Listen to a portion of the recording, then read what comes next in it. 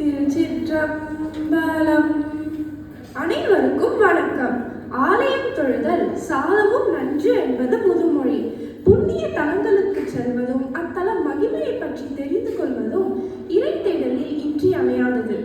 ஆகையால் தான் கோயிலில்லா ஊரில் குடியிருக்க வேண்டாம் என்றார் அவ்வை. இதனை நன்றாக உணர்ந்த நமது முன்னோர்களான சேர, சோழ, பாண்டிய அரசர்கள் பல கோயில்களை கட்டினார்கள். இன்றளவும் கலாச்சார பெருமையை உணர்த்தவும் ஆன்மீகத்தின் திறவுகோலாக அவைகள் திகழ்கின்றன.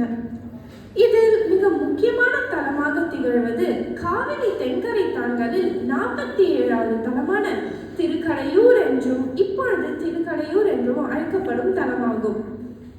இங்கே இறைவர் அமிர்தகடேஸ்வரராகவும் இறைவி அபிராமியாகவும் நமக்கு அருள்பாலிக்கின்றார்கள். தேவர்கள் விநாயகரை வணங்கி அவர் மறைத்து வைத்திருந்த அமிர்தத்தை பெற்று உண்டதால் இங்கே இறைவர் அமிர்தகடேஸ்வரராய் நமக்கு அருள்பாலிக்கின்றார். இத்தலம் விஷ்டம், வில்வம் ஜாதி தீர்த்தம் அமிர்த புஷ்கரணி தீர்த்தம். அப்பர், சம்பந்தர், சுந்தரர் ஆகிய மூவர் முதலிகளும் பாடல் பெற்ற தலம். இறைவர் இங்கே சுயம்பு மூர்த்தியாக நமக்கு அருள்பாலிக்கின்றார்.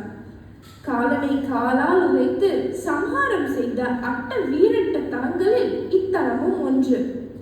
மூலவர் ஒரு லிங்கம் என்றாலும் உற்று பார்த்தால் இன்னொரு லிங்கம் பிம்பமாக தெரிவது இக்கோவிலின் தனிச்சிறப்பு. சைவம், வைணவம், சாக்தம் என அனைத்து பக்தர்களுக்கும் மிக முக்கியமான தலம்.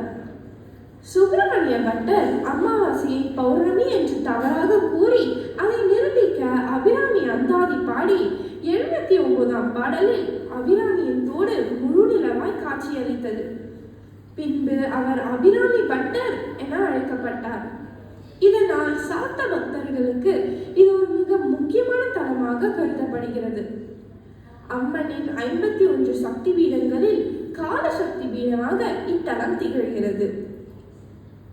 மார்க்கண்டேயருக்கு அருள் செய்து யமனை வதம் செய்ததால் இங்கே இறைவர் கால சம்ஹார மூர்த்தியாக நமக்கு அருள்பாலிக்கின்றார்.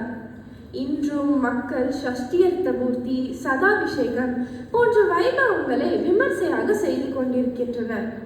ஏனென்றால் இறைவர் கருணை கொண்டு யமனை உயிர்ப்பித்ததால் இங்கே அனுகிரக மூர்த்தியாக நமக்கு அருள்பாலிக்கின்றார். குங்குலி கலையநாயனார் தீராத வறுமையிலும் குங்குலி தொண்டியர் செய்து நமக்கு முத்தி பெற்ற தலம்.